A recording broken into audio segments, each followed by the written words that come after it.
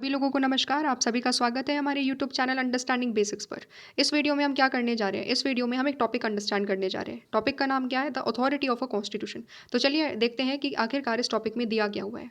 We have outlined some of the functions a constitution performs. जैसा कि आप सभी को पता है कि अब तक हम लोगों ने अंडरस्टैंड कर लिया है कि कॉन्स्टिट्यूशन में 5 फंक्शंस हैं जो बेसिकली आपकी बुक में दिए हुए हैं। तो कॉन्स्टिट्यूशन के 5 फंक्शंस क्या है, हमने उसको बहुत अच्छे तरीके से डिटेल में अंडरस्टैंड करा।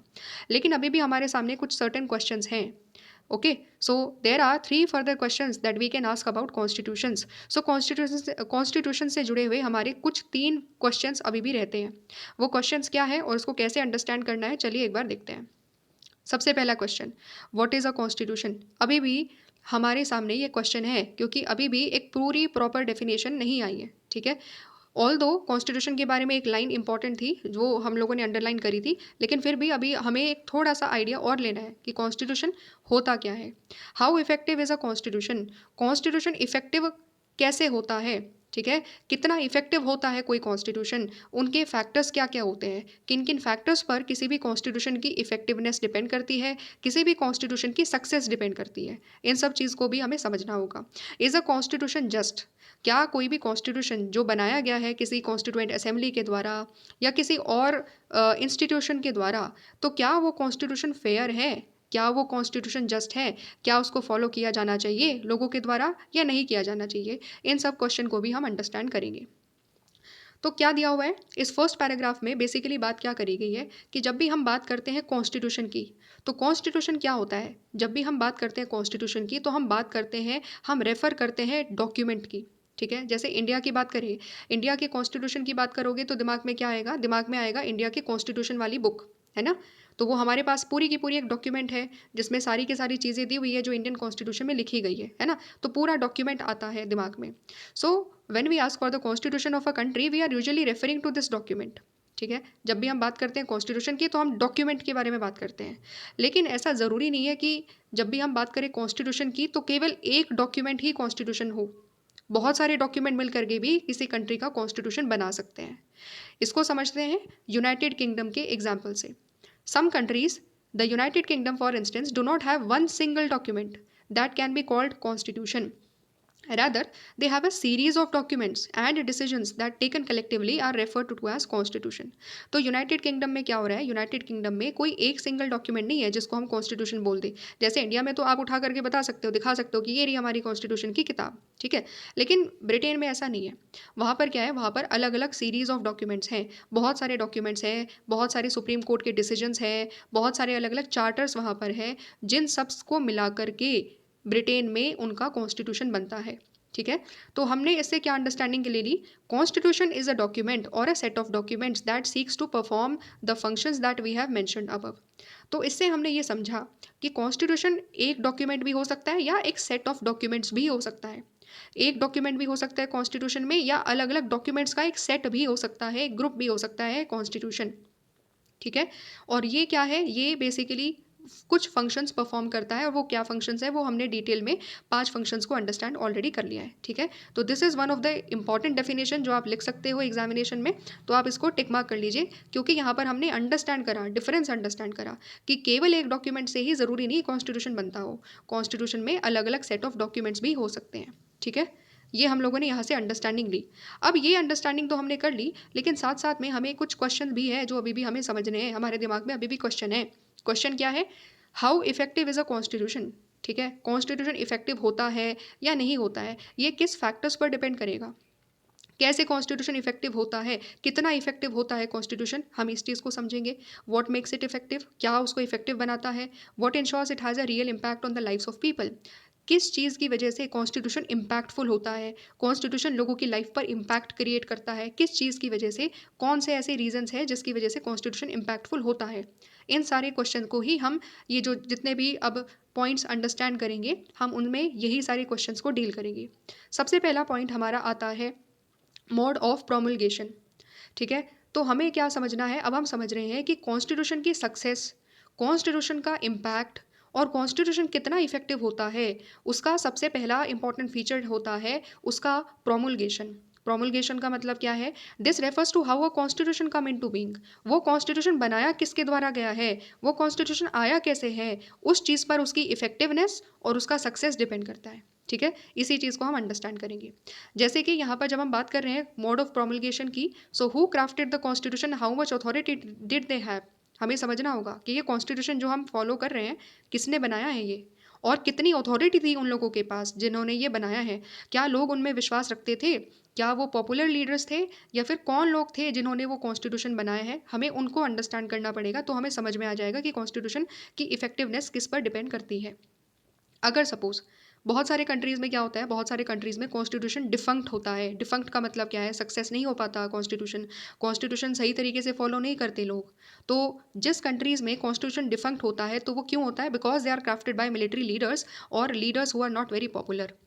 ऐसा इसलिए होता है, कॉन्स्टिट्यूशन इसलिए सक्सेसफुल नहीं हो पाता वहाँ पर, इसलिए क्योंकि रीज़न क्या दिया हुआ है कि वो जो कॉन्स्टिट्यूशन है वो बनाया किसने है, मिलिट्री लीडर्स ने बनाया है।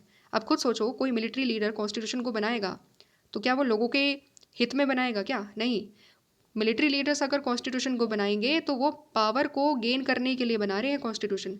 वो अपने आप को और ज़्यादा पावरफुल करने के लिए बना रहे हैं, और अपने आप को ज़्यादा पावरफुल कैसे करेंगे? लोगों के राइट्स को बिल्कुल ख़त्म करते हुए, बिल्कुल मिनिमल राइट्स लोगों को देंगे, और सारी की सारी पावर मिलिट्री लीडर्स अपने हाथों में लेंगे। अब खुद सोचो, ऐसे कॉन्स्टिट्यूशन को कौन मानेगा जहाँ पर मिलिट्री के पास ही सारी पावर है, लोगों के पास कोई पावर नहीं है? फॉलो करेगा कोई? नहीं करना चाहेगा कोई, ऐसे कॉन्स्टिट्यूशन को फॉलो नहीं करता। इसीलिए कॉन्स्टिट्यूशन ऐसे डिफंक्ट हो जाते हैं जो मिलिट्री लीडर्स बनाते हैं, या ऐसे लीडर्स जो बहुत ज़्यादा पॉपुलर नहीं है। ठीक है, कोई भी लीडर जो बहुत ज़्यादा पॉपुलर नहीं है, तो वो कॉन्स्टिट्यूशन अपने इंटरेस्ट को फुलफिल करने के लिए बनाएगा। कॉन्स्टिट्यूशन में क्या क्या चीज़ें डालेगा? ऐसी चीज़ें डालेगा जिससे उसका इंटरेस्ट, उसके ग्रुप का ही इंटरेस्ट केवल फुलफिल हो, पूरी की पूरी कंट्री का इंटरेस्ट वो इंक्लूड नहीं करेगा। ठीक है, तो इससे हमने क्या अंडरस्टैंडिंग ली? हमें ये समझना होगा कि कॉन्स्टिट्यूशन आखिरकार बना कौन रहा है। अगर मिलिट्री लीडर्स या ऐसे लीडर्स बनाएंगे जो बहुत ज़्यादा पॉपुलर लीडर नहीं है, तो कॉन्स्टिट्यूशन ज़्यादातर क्या होगा, सक्सेसफुल नहीं हो पाएगा, डिफंक्ट कॉन्स्टिट्यूशन हो जाएगा। ठीक है, अब हम इंडिया के केस स्टडी को अंडरस्टैंड करते हैं कि इंडिया में कॉन्स्टिट्यूशन कैसे बनाया, किन लोगों ने बनाया, किस तरीके से बनाया। जब हम ये 3 चीज़ें समझ लेंगे तो हमें समझ में आ जाएगा कि आखिरकार इंडिया में जो कॉन्स्टिट्यूशन है, क्योंकि आज भी आफ्टर इंडिपेंडेंस हम उसी कॉन्स्टिट्यूशन से अपनी कंट्री को बहुत सक्सेसफुल तरीके से चला रहे हैं। तो ये जो सक्सेस है, ये जो इफ़ेक्टिवनेस ऑफ कॉन्स्टिट्यूशन है, ये हमारी कॉन्स्टिट्यूएंट असेंबली से आई है, साथ ही साथ जिन लोगों ने हमारा कॉन्स्टिट्यूशन बनाया है उनकी वजह से आई है। तो हम उसके बारे में अंडरस्टैंड करेंगे। ठीक है, so India's constitution was formally created by constituent assembly. तो इंडिया का कॉन्स्टिट्यूशन किसने बनाया? हमारी कॉन्स्टिट्यूएंट असेंबली ने बनाया, जिसको हम संविधान सभा के नाम से जानते हैं। ठीक है, और कैसे बना? It drew upon a long history of nationalist movement that had a remarkable ability to take along different sections of Indian society together. जब हमारा कॉन्स्टिट्यूशन, हम कॉन्स्टिट्यूशन बनाने के लिए हमने उससे पहले कितने साल तक हमने क्या करा है? हमने बहुत लंबे टाइम पीरियड तक लड़ाई लड़ी है, नेशनलिस्ट स्ट्रगल हम लोगों ने लड़ी है। उस टाइम पीरियड में हमने समझा कि लिबर्टी कितनी इंपॉर्टेंट होती है, इक्वालिटी कितनी इंपॉर्टेंट होती है, जस्टिस कितना इंपॉर्टेंट होता है, क्योंकि हमारे साथ ये थी नहीं, हमारे पास ये सारी वैल्यूज़ नहीं थी, ब्रिटिशर्स ने हमें ये वैल्यूज़ दी ही नहीं। ठीक है, तो इसकी वजह से क्या हुआ, हमने इस चीज़ को अंडरस्टैंड करा, वैल्यूज़ को अंडरस्टैंड करा, और फिर हम लोगों ने नेशनलिस्ट मूवमेंट में जो पूरा का पूरा आइडिया लिया, फ्रीडम का आइडिया लिया, जस्टिस का आइडिया लिया, तब जा कर के फाइनली जब हमें अपॉर्चुनिटी मिली कि हम खुद के लिए कॉन्स्टिट्यूशन बना रहे हैं, तो हमारे लीडर्स ने बहुत सिस्टमैटिक तरीके से, बहुत सोच समझ करके इंडिया के कॉन्स्टिट्यूशन को बनाया, ताकि जिन प्रिंसिपल्स के लिए हम लोग फ्रीडम के लिए आज़ादी लड़ रहे थे ना, जिन प्रिंसिपल्स के लिए हम लोग आज़ादी प्राप्त करना चाह रहे थे, वो आज़ादी के वो प्रिंसिपल्स हम अपने इंडियन कॉन्स्टिट्यूशन में ऐड कर पाए।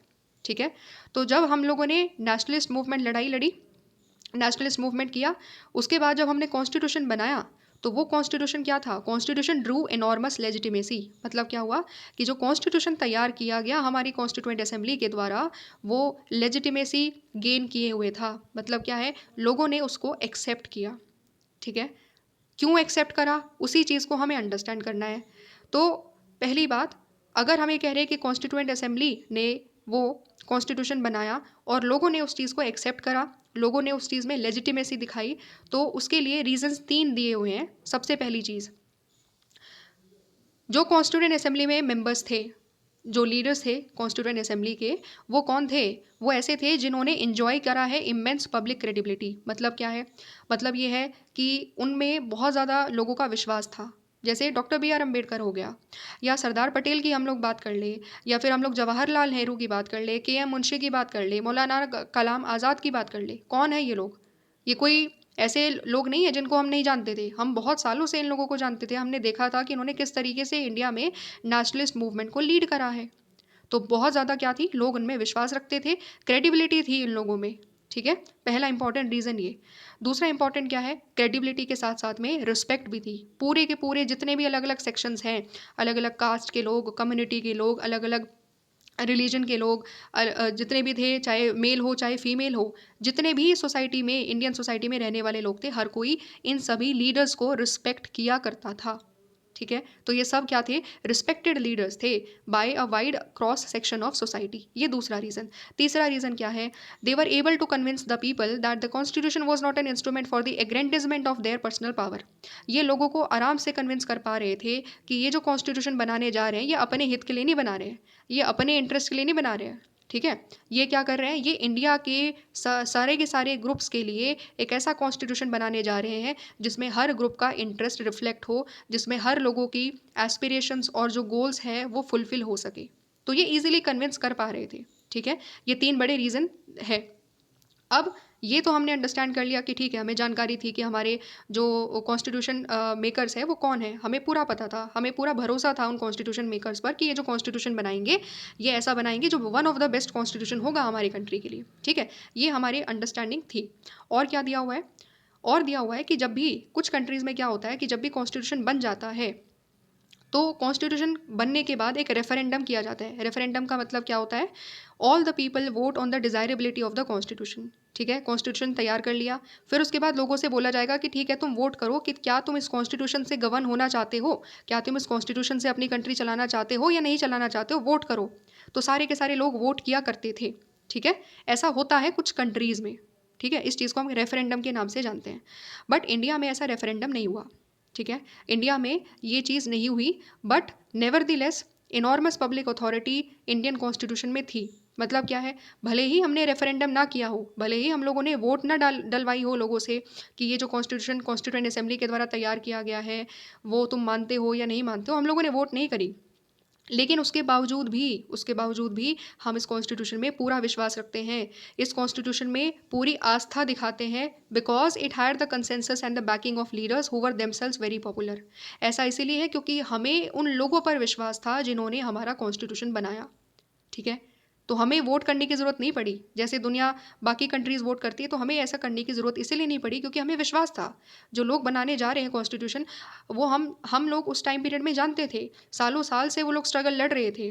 ठीक है, पूरे लोगों को उन्होंने इकट्ठा करा, पूरी इंडियन सोसाइटी को उन्होंने इकट्ठा करा, सब लोगों को एक साथ लेकर आए और इंडियन फ्रीडम स्ट्रगल के लिए उन्होंने एक तरीके से कंट्रीब्यूट करा। तो सब लोगों को विश्वास था कि अच्छा, ये जो लीडर्स है वो हमारे विश्वसनीय लीडर्स हैं, हमारे बहुत पॉपुलर लीडर है, तो ये जो कॉन्स्टिट्यूशन बनाएंगे वो अच्छा कॉन्स्टिट्यूशन बनाएंगे। ये विश्वास था। ठीक है, और इसी विश्वास की वजह से कॉन्स्टिट्यूशन में जो कॉन्स्टिट्यूशन उन्होंने तैयार करा उसमें हमने पूरी की पूरी अथॉरिटी दिखाई, हमने पूरा एक्सेप्ट किया उस चीज़ को कि ठीक है, ये कॉन्स्टिट्यूशन बनाया गया है और हम इस कॉन्स्टिट्यूशन में पूरे तरीके से विश्वास रखेंगे और उसको एक्सेप्ट करेंगे। ठीक है, और क्या क्या रीजंस थे, ये तो हमने अंडरस्टैंडिंग करी कि हमारे यहाँ पर ऐसा नहीं था कि किसी मिलिट्री लीडर ने या अनपॉपुलर लीडर ने कॉन्स्टिट्यूशन बना दिया हो, नहीं, हमारे खुद के लीडर्स ने, जिनको हम बहुत टाइम से जानते थे और जिनको हम रिस्पेक्ट भी करते थे, विश्वास भी करते थे, उन लोगों ने ये कॉन्स्टिट्यूशन बनाया है। इसके अलावा और भी बहुत सारे रीज़न हैं जिसकी वजह से ये कॉन्स्टिट्यूशन इंडियन सोसाइटी ने एक्सेप्ट करा। ये रीजंस कहाँ डील करेंगे हम लोग, ये रीज़न आपके नेक्स्ट टॉपिक के अंदर बहुत ज़्यादा अच्छे तरीके से दिए हुए हैं और ज़्यादा डिटेल में दिए हुए हैं, तो वहाँ पर हम और ज़्यादा डिटेल में अंडरस्टैंड करेंगे। तो ये जो पूरा टॉपिक हमने डिस्कस करा, इसका कंक्लूडिंग लाइन क्या है? कंक्लूडिंग लाइन है, the authority of the people who enact the constitution helps to determine in part its prospect for success.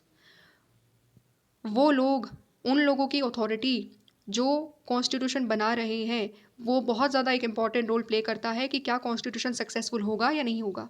खुद सोचो, अगर इंडिया में कोई मिलिट्री लीडर बना रहा होता तो क्या हम लोग उसको एक्सेप्ट करते, मना कर देते कि यार कैसा कॉन्स्टिट्यूशन बनाया है। किसी हो सकता था कि वो ऐसा कॉन्स्टिट्यूशन बनाते जो अपनी पावर को एक ज़्यादा एक तरीके से इंक्रीज़ करते, तो दलित्स का इंटरेस्ट फिर कौन देखता, शेड्यूल कास्ट का इंटरेस्ट को रिफ्लेक्ट किया जाता कॉन्स्टिट्यूशन में? बिल्कुल भी नहीं। विमेन को रिफ्लेक्ट किया जाता कॉन्स्टिट्यूशन में? नहीं किया जाता। ठीक है, तो वो अपने इंटरेस्ट के अकॉर्डिंगली करते। लेकिन यहाँ पर ये जो लोग हैं ये अथॉरिटी है उन लोगों के पास, ठीक है। इन लोगों के पास जो हमारे कॉन्स्टिट्यूशन मेकर हैं, उन्होंने जो कॉन्स्टिट्यूशन बनाया वो इसीलिए सक्सेसफुल हो पाया क्योंकि वो लोग क्रेडिबल लोग थे, ठीक है। वो लोग क्या थे? क्रेडिबल लोग थे। तो अंडरस्टैंडिंग हम लोगों ने क्या करी कि जो लोग कॉन्स्टिट्यूशन को बनाते हैं ना, वो बहुत ज़्यादा इंपॉर्टेंट रोल प्ले करते हैं उस कॉन्स्टिट्यूशन की सक्सेस को डिटरमाइन करने में, ठीक है। ये हमारी कंक्लूडिंग लाइन है। इसको एज अ पॉइंट के तौर पर भी आप लिख सकते हो, टिक मार्क भी कर सकते हो अपनी रिस्पेक्टिवली बुक में, ठीक है। ये हमने अंडरस्टैंड करा कि इंडिया में किसने कॉन्स्टिट्यूशन बनाया और वो लोग कौन थे, किस तरीके के लोग थे, वो हमने अंडरस्टैंड करा। अब हम लोग थोड़ा सा नेपाल के बारे में जान लेते हैं कि नेपाल में किस तरीके से कॉन्स्टिट्यूशन बन रहे हैं। एक कंपैरेटिव एनालिसिस भी करेंगे दोनों चीज़ों का कि इंडिया में कैसे हो रहा है, नेपाल में कैसा हो रहा था और दोनों में क्या अंतर है, थोड़ा सा अंडरस्टैंड करेंगे, मज़ा आएगा। चलिए नेपाल में क्या हुआ अंडरस्टैंड करते हैं। Since 1948 Nepal had 5 constitutions. 1948 से नेपाल के पास कितने हैं? 5 कॉन्स्टिट्यूशंस हैं। 48 में आया, 1951 में आया, 1959 में, 1962, 1990 में, ठीक है। तो ये जो कॉन्स्टिट्यूशन बनाए गए, ये ग्रांट किसने करे गए? यानी कि एक तरीके से इसमें सारी की सारी जो पावर थी, डिसीजन मेकिंग पावर, कौन कौन से कॉन्स्टिट्यूशन में रूल्स ऐड करने हैं, कौन से नहीं करने हैं, ये सब कौन तय कर रहा था? वहाँ पर कॉन्स्टिट्यूएंट असेंबली नहीं थी इंडिया की तरह, नहीं। वहाँ पर कौन थे? King of Nepal. वहाँ पर मोनार्की थी। वहाँ पर नेपाल के राजा डिसाइड कर रहे थे कि कॉन्स्टिट्यूशन कैसे बनेगा, कॉन्स्टिट्यूशन में क्या चीज़ें ऐड करी जाएगी। समझ में आ गया? और क्या दिया हुआ 1990 में जब नेपाल के किंग ने कॉन्स्टिट्यूशन जो बनाया, उसमें क्या दिया हुआ है, उसमें इंट्रोड्यूस किया गया एक मल्टी पार्टी कॉम्पिटिशन। क्या इंट्रोड्यूस किया गया? एक मल्टी पार्टी कॉम्पिटिशन को इंट्रोड्यूस किया गया। एंड मल्टी पार्टी कॉम्पिटिशन तो रहा, ठीक बात है, लेकिन फिर भी उस कॉन्स्टिट्यूशन में क्या हुआ, क्योंकि कॉन्स्टिट्यूशन किसके द्वारा बनाया गया? राजा की मर्जी के अकॉर्डिंगली बना। तो राजा ने क्या करा, फाइनल पावर अपने हाथों में ही रखी कि ठीक है पार्टी वगैरह बना लो, गवर्नमेंट वगैरह बना लो, लेकिन तुम जो भी डिसीजन लोगे उस पर फाइनल पावर मैं दूंगा कि वो चीज़ होगी कि नहीं होगी। तो इसका मतलब क्या हुआ? इसका मतलब मोनार्की जब भी पावर में आती है या मोनार्की कॉन्स्टिट्यूशन बना रही है, राजा कॉन्स्टिट्यूशन बना रहा है, तो अपनी पावर को वो तब भी सुप्रीम रख रहा है, ठीक है। इससे हमने ये अंडरस्टैंडिंग लेनी है। तो क्या हुआ, जब किंग के पास अपनी फाइनल पावर आई उस वाले कॉन्स्टिट्यूशन में जो 1990 में बना, उसके कुछ समय के बाद धीरे धीरे क्या हुआ कि लोगों ने रिवॉल्ट करना चालू करा, लोगों ने एजिटेशंस करने चालू करे। किस लिए एजिटेशन करने चालू करे? Because they wanted to abolish the institution of monarchy and establish republican form of government, ठीक है। क्या करना चाह रहे थे? वो ये जो मोनार्की है ना, उसको ख़त्म करना चाह रहे थे, राजा के इंस्टीट्यूशन को ख़त्म करना चाह रहे थे और नेपाल को एक रिपब्लिक बनाना चाह रहे थे। रिपब्लिक क्या है, अंडरस्टैंड कर लो। रिपब्लिक का मतलब होता है कि जब किसी भी कंट्री का जो हेड ऑफ स्टेट है, जैसे इंडिया में हेड ऑफ स्टेट कौन है? इंडिया में हेड ऑफ स्टेट है प्रेसिडेंट। तो जब हेड ऑफ स्टेट इलेक्टेड होता है, जैसे इंडिया में हेड ऑफ स्टेट क्या है? इलेक्टेड है, प्रेसिडेंट को इलेक्ट किया जाता है, तो उस कंट्री को हम कहते हैं रिपब्लिक। इंडिया क्या है? रिपब्लिक है। लेकिन नेपाल उस टाइम पीरियड में क्या था? मोनार्की था, क्योंकि वहाँ पर जो हेड ऑफ स्टेट था वो राजा था, राजा इलेक्ट होकर नहीं आते हैं, ठीक है। तो आई होप ये अंडरस्टैंडिंग हम क्लियर हो गई होगी कि रिपब्लिक क्या होता है और मोनार्की क्या होती है, दोनों में अंतर क्या होता है, ठीक है। तो वो वहाँ के नेपाल के लोग क्या चाह रहे थे? मोनार्की ख़त्म होनी चाहिए, रिपब्लिक गवर्नमेंट आनी चाहिए, ठीक है।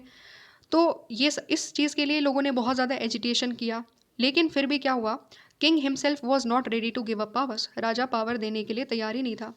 वो कह रहा था कि नहीं, मैं पावर नहीं दूंगा अपनी, क्योंकि जिसके पास पावर होती है वो कोई भी पावर देना नहीं चाहता है, ठीक है। और क्या हुआ, he took over all the powers in October 2002।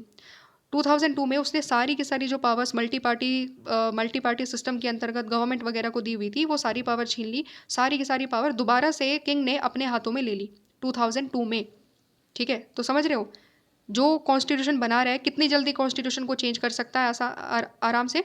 क्यों? क्योंकि कॉन्स्टिट्यूशन को वो अपने हिसाब से बनाना चाह रहा है, और कॉन्स्टिट्यूशन को जब चाहा चेंज कर दिया और अपने आप सारी की सारी जो पावर थी वो सारी की सारी पावर दोबारा अपने हाथों में ले ली, ठीक है।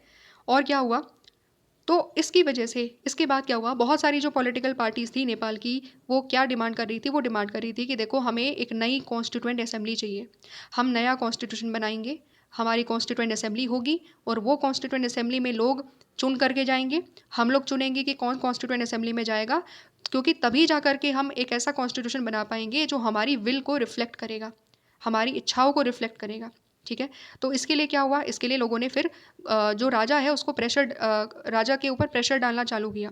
सो under pressure of popular agitation king had to install a government acceptable to the agitating parties. बहुत ज़्यादा जब प्रेशर हो गया तो फिर राजा को बात माननी पड़ी। राजा ने क्या किया, राजा ने ऐसी गवर्नमेंट बनाई जो लोगों को एक्सेप्टेबल थी, जैसा लोग चाह रहे थे फिर एट द एंड वैसा ही किया गया। ठीक है। तो जब नई गवर्नमेंट आई तो उसने क्या करा, उसने ऐसा कॉन्स्टिट्यूशन बनाया जिसमें राजा की जितनी भी पावर्स थी वो सारी छीन ली गई, और अपने यहाँ पर नेपाल को उन्होंने क्या करा, मोनार्की से रिपब्लिक गवर्नमेंट बनाया। ठीक है। तो 2008 में Nepal emerge as a democratic republic. तो 2008 में किंग जैसा इंस्टीट्यूशन जो था, मोनार्की जो थी, ख़त्म कर दी गई, वहाँ पर सारी पावर छीन ली गई वहाँ से किंग की, और क्या बनाया, एक डेमोक्रेटिक रिपब्लिक बनाया कि आज से जो नेपाल में जो हेड ऑफ स्टेट होगा वो इलेक्टेड होगा। ठीक है। तो तब जाकर के 2015 में फाइनली नेपाल ने अपना एक फाइनल कॉन्स्टिट्यूशन बनाया, उनकी कॉन्स्टिट्यूएंट असेंबली के द्वारा एक नया कॉन्स्टिट्यूशन बनाया गया। एंड 2015 से लेकर के अब तक 2025 तक वो ही कॉन्स्टिट्यूशन नेपाल में अब तक चल रहा है, बिकॉज वो कॉन्स्टिट्यूशन उनकी इच्छाओं के अकॉर्डिंगली, लोगों की इच्छाओं के अकॉर्डिंगली, उनके पॉपुलर लीडर्स के द्वारा बनाया गया है। तो हम क्या अंडरस्टैंड कर रहे हैं, इंडिया में भी यही चीज़ हुई, इंडिया में भी पॉपुलर लीडर्स के द्वारा बनाया गया। उन लीडर्स ने लोगों के इंटरेस्ट को ध्यान में रखते हुए इंडिया में कॉन्स्टिट्यूशन बनाया, दलित के इंटरेस्ट को, वेमेन के इंटरेस्ट को, एससी के इंटरेस्ट को, एसटी के इंटरेस्ट को, ट्राइबल्स के इंटरेस्ट को, जितने भी सेक्शंस ऑफ कम्युनिटीज़ हैं, माइनॉरिटीज़ हैं, उन सबको ध्यान में रखते हुए वो कॉन्स्टिट्यूशन बनाया। ठीक वैसा ही कॉन्स्टिट्यूशन नेपाल के लोगों ने भी चाहा, और 2015 में वहाँ पर भी वैसा बनाया गया। ठीक है। So the success of the constitution at the end depends upon who are crafting the constitution. कौन लोग हैं जो कॉन्स्टिट्यूशन को बना रहे हैं, उन पर बहुत ज़्यादा डिपेंड करता है कि वो कॉन्स्टिट्यूशन सक्सेसफुल होगा या नहीं होगा। ठीक है। So this was the understanding, ये हमारा फर्स्ट पॉइंट है। नेक्स्ट वीडियो में हम लोग सेकेंड पॉइंट को अंडरस्टैंड करेंगे। ठीक है। मिलते हैं नेक्स्ट वीडियो में, तब तक सभी लोगों को नमस्कार।